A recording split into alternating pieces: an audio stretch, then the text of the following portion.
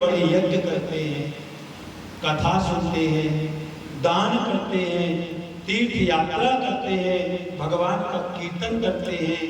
आज उन्हीं परमात्मा को पाने के लिए कुछ ब्राह्मण लोग यज्ञ कर रहे हैं, भगवान का पूजन कर रहे हैं। ग्वाल वालों ने जाकर के ब्राह्मणों को प्रणाम किया।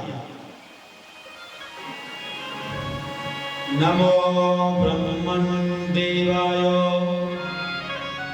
गो ब्राह्मण हिताय च जगद्धिताय कृष्णाय गोविंदाय नमो नमः। ब्राह्मणों को जाकर के कहा, महाराज हम प्रणाम करते हैं, कृष्ण बलराम के सखा हैं। आज हम लोग गैया चराते चराते दूर आ गए और कृष्ण बलराम को बड़ी जोर की भूख लगी है, इसलिए आप कुछ खाने के लिए दीजिए। हम प्रणाम करते हैं। ना तो ब्राह्मणों ने उन बालकों का प्रणाम स्वीकार किया और न ये जाना कि जिन ब्रह्म को पाने के लिए हम यज्ञ कर रहे हैं वह स्वयं भोजन मंगा रहे हैं, पर इन्होंने डांट भगा दिया, जाओ यहां से भाग जाओ। आज नन्हे नन्हे से सखा लौट करके आए तो कृष्ण बलराम ने पूछा, भैया क्या लाए हो? मधुमंगल कहने लगा, लो हम अंगार लाए, खा लो। बोले ऐसा क्यों बोलते हो भैया, हमने तो भोजन लेने के लिए भेजा था, क्या उन्होंने भोजन नहीं दिया? बोले कन्हैया तुम भोजन की बात कह रहे हो, उन लोगों ने तो हमारा प्रणाम भी स्वीकार नहीं किया, हम लोगों ने राम राम करी उसका भी जवाब नहीं दिया। सुखदेव जी कहते, राजन सात समुद्र की मसी करो, सात समुद्र की मसी करो, लेखनी सब बन राए और धरती सब कागज करो, हरि गुण लिखा न जाए। सातों समुद्रों की आप स्याही बना लो, जितने वन हैं संपूर्ण वनों को काट करके लकड़ियों की आप कलम बना लो और पृथ्वी को कागज बना लो, तो भगवान का गुण नहीं लिखा जा सकता। आज ब्राह्मणों ने बालकों का तिरस्कार कर दिया। सुखदेव जी कहते, राजन पोथी पढ़ पढ़ जगमुआ, पंडित भयान कोई, ढाई अक्षर प्रेम का पढ़े सो पंडित हो। जब तक भगवान के नाम को प्रेम से नहीं गाओगे, अनुराग से नहीं गाओगे, तब तक भगवान मिलने वाले नहीं हैं। कृष्ण बलराम ने कहा, भैया अब की बार तुम लोग जाओ और जाकर के माताओं के पास चले जाना। पुरुषों की उपेक्षा माताओं का हृदय जो होता है वह ज्यादा कोमल होता है। तुम लोग माताओं के पास जाओ और जाकर के माताओं से कहना, देख लेना कैसे तुम्हें भोजन नहीं मिलता है। सुखदेव जी कहते, राजन आज कृष्ण बलराम के नन्हे नन्हे सखा सुबलतोष मधुमंगल श्रीदामा यज्ञशाला के बाजू से निकल करके माताओं की कुटिया में गए और माताओं को जाकर के प्रणाम किया। माताओं ने कहा, बेटा तुम कौन हो? बोले मैया आपने कृष्ण बलराम को का नाम सुना है, हम उन्हीं कृष्ण बलराम के नन्हे सखा हैं, गैया चरावे आए हुए। बोले क्या बात है? बोले मैया बड़ी जोर की भूख लगी हुई है, कुछ खाने को हो तो दीजिए। माताओं ने जैसे सुना कि कृष्ण बलराम को भूख लगी है, अवश्य खाने के लिए मैं व्यवस्था करती हूँ।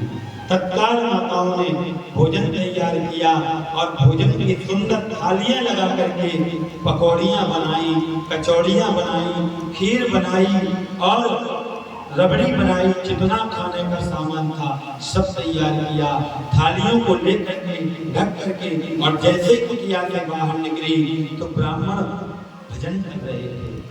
मानो इशारे से पूछा, क्यों जी, कहाँ जा रही हो, कहाँ जा रही हो? उन्होंने इशारा कर दिया, वहीं जा रहे हैं जहाँ जाना चाहिए। अरे जिन ब्रह्म को पाने के लिए हम बड़े बड़े यज्ञ करते हैं, कथा सुनते हैं, आज भगवान स्वयं हमारे हाथ से भोजन पाएंगे।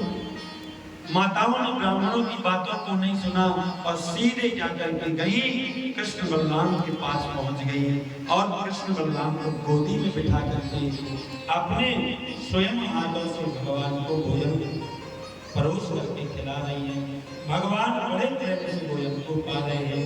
सुखदेव जी कहते, राजन, कस्तूरी कुंडल बसे,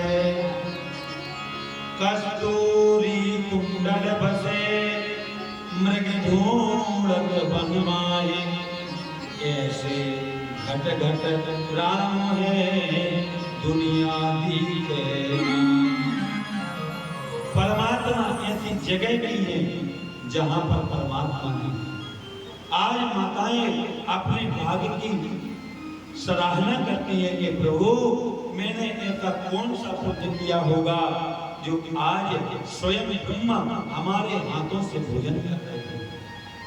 जब भोजन संपूर्ण हो गया तो ब्राह्मण पत्नियों ने कहा, भगवान, अब हम अपने पतियों के पास नहीं जाएंगे। बोले क्यों? बोले आते समय वो पूछ रहे थे कि तुम लोग कहाँ जा रहे हो, तो हमने इशारे से बता दिया था, अब जाएंगे तो वह हमें गुस्सा होंगे और डांटेंगे। भगवान ने कहा, माताओं जाओ, आप अपने पतियों के पास, मेरा वचन है कि पहले से ज्यादा आपके पति लोग आप लोगों से प्रेम करेंगे।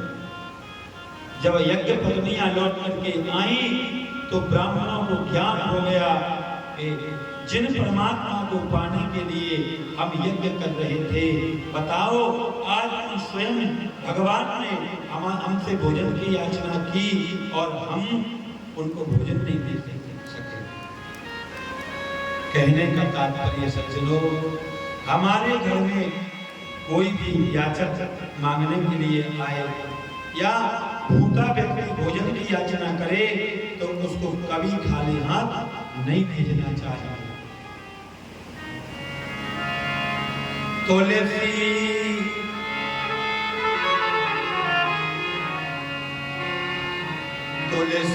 वो नर मर चुके, जो पर घर मांगन जाए, उनसे पहले वो मरे जिनके सतना।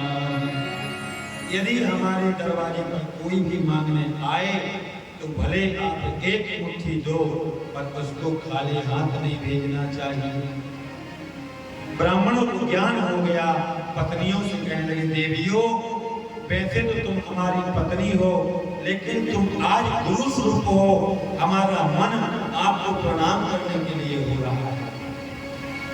यज्ञ पत्नियों ने कहा, आपके यज्ञ का प्रभाव, आपके पुण्यों के प्रताप से आज हम लोगों के लिए भगवान का दर्शन प्राप्त हो गया। बोलिए भक्तवत्सल भगवान की। सुखदेव जी कहते हैं, राजन, आज भगवान ने यज्ञ पत्नियों के ऊपर और ब्राह्मणों के ऊपर कृपा कर और कहते हैं कि आज प्रातः काल नंद बाबा यमुना में स्नान करने के लिए गए तो उनके लिए वरुण के दूत वरुण लोक ले गए। भगवान ने जाकर के अपने बाबा के लिए वरुण लोक से छुड़ा करके लाए और वरुण के परिवार के ऊपर कृपा की। बोलिए श्री वृंदावन बिहारी लाल की जय। सज्जनों, भगवान की कथा समस्त कल्मशों का नाश करने वाली है। समस्त कष्टों की निवृत्ति करने वाली है।